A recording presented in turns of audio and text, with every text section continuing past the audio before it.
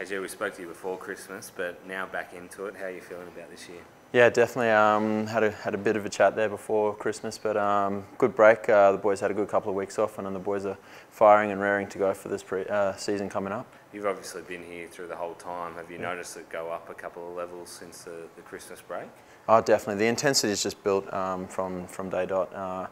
And I think the greatest thing that we've probably seen is that our skills under pressure have definitely improved. So we're still training at the same intensity, but our skills under pressure are definitely improving. Having all the Wallabies guys back in now, Poe come back in, Christian this afternoon, how does that affect things, the dynamic of the group? Oh, definitely. It's great to have them back. The boys pre-Christmas really set up a strong foundation, a strong baseline. So to have them back and adding to it is also great. They bring a world of experience and great leadership. So we're looking forward to having all those boys back and really training with us this next couple of weeks. You took on a leadership role pre-Christmas as well. Have you carried that through? Yeah, so far I'm still in the standard squad. Yeah, no, it's great. As I said before Christmas, it's a good way for me to develop that side of my game. I'm really enjoying it and something that I really want to work on and trying to get as much out of it as I can. You're still the sheriff? Is that what you were that way? Yeah, no, that's kind of dwindled away, but I was a strict sheriff. The boys are scared of me. No one talks to me anymore. Now that you've started 2018, have you set some goals or markers for yourself this year, or is it just about getting as much game time? What sort of yeah, definitely. Every super season I go into, I always have goals and markers that I want to hit. But mainly for me, it's just to try and cement a starting position in the Brumbies, and when I get the opportunity to play, is really play well and contribute to the team, and hopefully we can get some wins through that. There's going to be some tight competition for inside back spots there as well, especially Faranui had a great rookie season with Christian coming back in good form as well. It's going to be some tough selections. No, it's going to be a few headaches for Dan McKellen and the coaching staff. There's some, in all positions really throughout the squad, there's some great competition, so all the boys are really pushing their case, and in the next couple of weeks I'm sure the team that gets selected will do the Brumbies proud.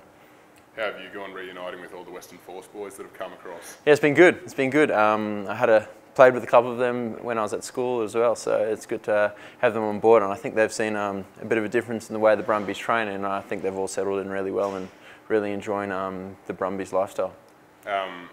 Julian Sevilla has said that he's expecting the New Zealand sides and the Australian sides that gap to be a bit closer, for you guys not to, I guess, hopefully be a bit more competitive across the park with the New Zealand sides. Yeah.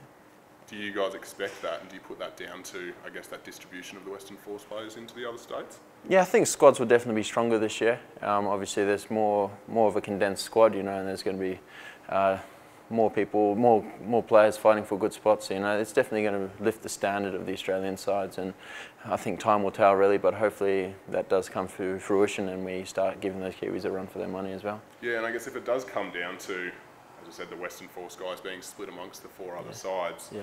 Obviously, it's a bit of a close one for you, coming from the Western Force and being a Western Force junior. I guess, how will that play on your mind if, at the end of the day, is it almost, I guess, is it worth the sacrifice of losing that Force side to be able to be more competitive? Yeah, no, I definitely, as I said when I said split the blocker last year, I said that, the Force is very big in my heart. So to see that side go was obviously very disappointing, and very disappointing for the boys that were part of the Western Force. A lot of them were my great friends, and to see them not have a home. But you know what, they've hopefully all of them have settled in good spots now, and going to start their careers elsewhere. But it's going to be tight at this year, I think, and I think we'll see a really huge lift in the Australian Conference. And it sounds like you would have covered it with your chat last year, but how's the hand and knee going? Yeah, all well. Body's fighting fit, touch wood, so it's all feeling pretty good, thanks. KG, which guys did you go to school with? Which Force boys? Well, there was a few of the Force boys, but it wasn't actually at the school, but we played in the same competition. And so Chancey and I were in the academy together. Dane and Ross Halapetti I played against, Luke Burden, Ollie Hoskins, who's now in London. But there's a lot of those Force boys last year were in part of the PSA system that I played against. Yeah, right. We were talking to Joey as well about this camp coming up. Yeah. Dan seems pretty quiet and reserved, but what are you expecting from him? Do you think he'll be pretty brutal? Yeah, I'm hearing rumours everywhere. I'm hearing Las Vegas, I'm hearing everything. So who knows? They've told us to bring our passports in, but I'm feeling that we're not going to be going too far from Canberra. But it's going to, hopefully it'll be interesting and fun, and get the boys, get that kind of team bond going together, and kind of build us into the season. Well, I was going to say, because you laid the markers pre-Christmas in terms of fitness and everything like that, but this is where the team comes together for the first time and sets goals for the year. Yeah, definitely. You know, it's going to be more of that aspect of it, I'm sure, and then there's going to be tough times, I'm sure, as well, like any camp. You know, who knows? They might fly in a few SAS boys to train us up. Cool.